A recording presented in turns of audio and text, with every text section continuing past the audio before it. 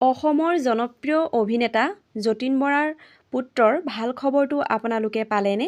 এইমাত্ৰ আহিল অভিনেতা যতীন বৰাৰ পুত্ৰৰ এটা অতি ডাঙৰ ভাল খবৰ।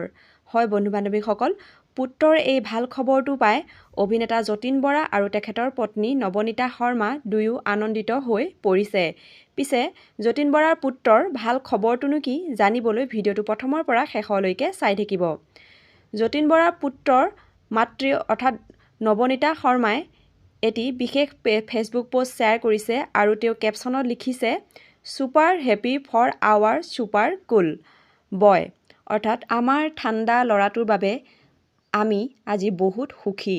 আমাৰ পুত্ৰ দৃশান যতীন বৰাই অসম ভেলী স্কুলৰ পৰা ICSE 10th বৰ্ড পৰীক্ষাত 91.4% লাভ কৰিলে।